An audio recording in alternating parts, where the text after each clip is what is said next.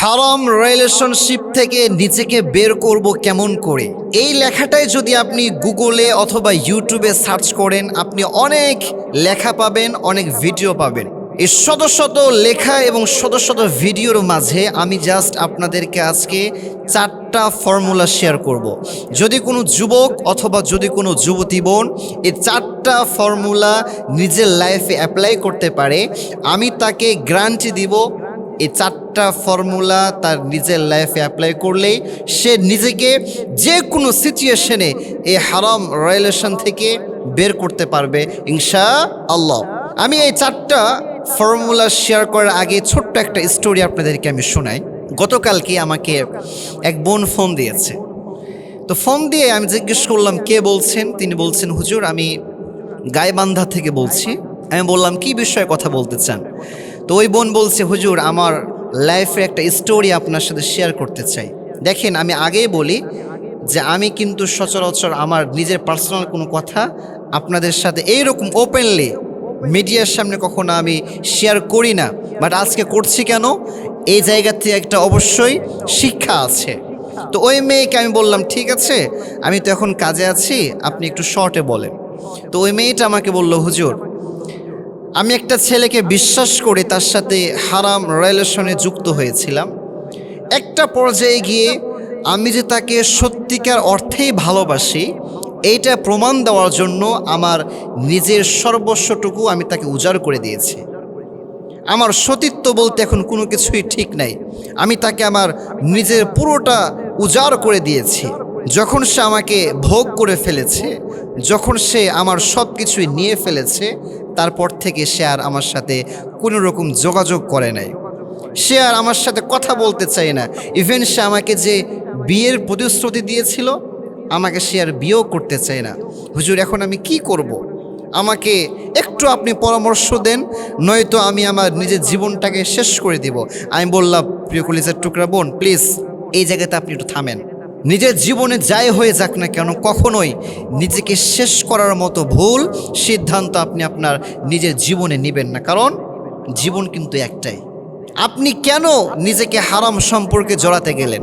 আপনি কেন নিজেকে এই ধরনের মারাত্মক একটা পাপের দিকে ঠেলে দিলেন? ওই বোন কাঁদতে কাঁদতে বলছে, হুজুর আসলে অনেক হুজুর বলে, অনেকের মুখ থেকে শুনেছি যে প্রেম এটা ভালো না, বিয়ের আগের প্রেম এটা কখনো ভালো না।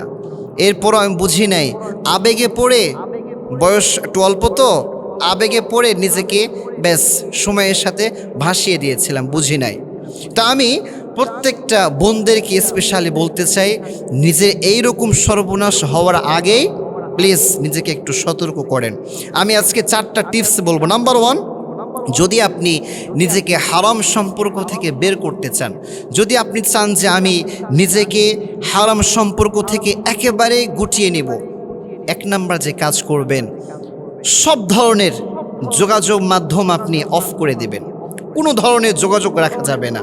হোয়াটসঅ্যাপে আপনি ব্লক মারেন, মেসেঞ্জারে আপনি ব্লক করেন, আপনার অফলাইনে যে কন্ট্যাক্ট নাম্বার আছে এটা তো আপনি তাকে ব্লক করে ফেলেন। এরপরও দেখবেন সে বিভিন্ন নাম্বার থেকে আপনার সাথে যোগাযোগ করার ট্রাই করবে। ইভেন আপনাকে এমনটাও বলবে যে আচ্ছা আমি কি এতটাই খারাপ যে আমার সাথে তোমার সম্পর্ক রাখা যাবে না? এটা কিন্তু শয়তানের অনেক বড় একটা ফাঁদ। অনেক যুবক চায় যে আমি এই জায়গা থেকে ফিরে আসব।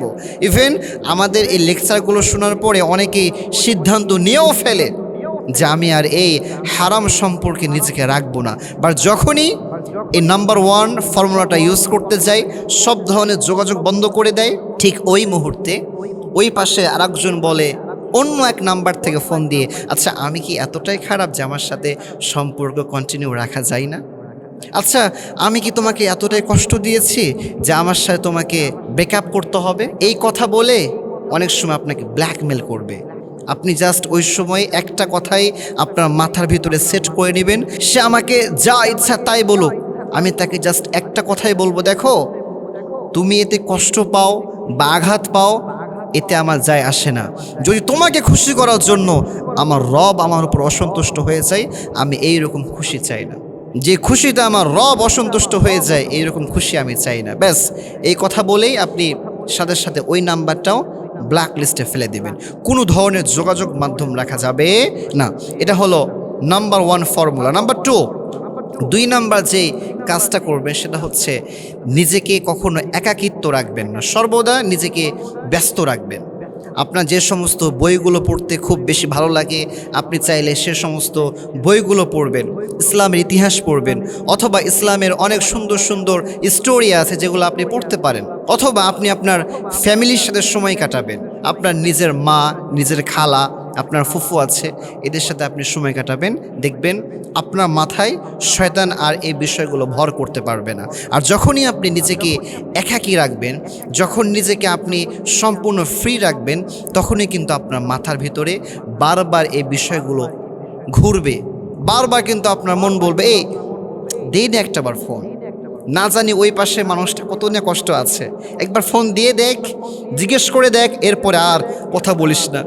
এইরকমভাবে আপনাকে বারবার শয়তান কুমন্ত্রণা দিবে। কিন্তু খবরদার, শয়তানের এটা অনেক বড় একটা ফাঁদ, এই ফাঁদে কখনো পা দেওয়া যাবে না। তাহলে 2 নাম্বার যে ফর্মুলা বললাম, নিজেকে সর্বদা ব্যস্ত রাখবেন। 1 নাম্বার কি বললাম, সব ধরনের যোগাযোগ বন্ধ করবেন, এবং 2 নাম্বারে নিজেকে ব্যস্ত রাখবেন। 3 নাম্বারে যদি কখনো মন চায়ও বসে যে না একটাবার যোগাযোগ করি, একটাবার যোগাযোগ করে একটু তার কাছ থেকে খোঁজ খবরটা নিই যে তার কি অবস্থা। অনেক সময় আপনাকে ব্ল্যাকমেল করবে যে আমি নিজেকে শেষ করে দিব, আমি নিজেকে আর বাঁচিয়ে রাখবো না, অনেক কিছুই বলবে। তো এই যে তার ব্ল্যাকমেলের শিকার হয়ে যখনই আপনি তাকে ফোন দিবেন, এই একটা ফোনের মাধ্যমে কিন্তু আপনাদের হারাম সম্পর্ক আবার কিন্তু কন্টিনিউ হয়ে যেতে পারে।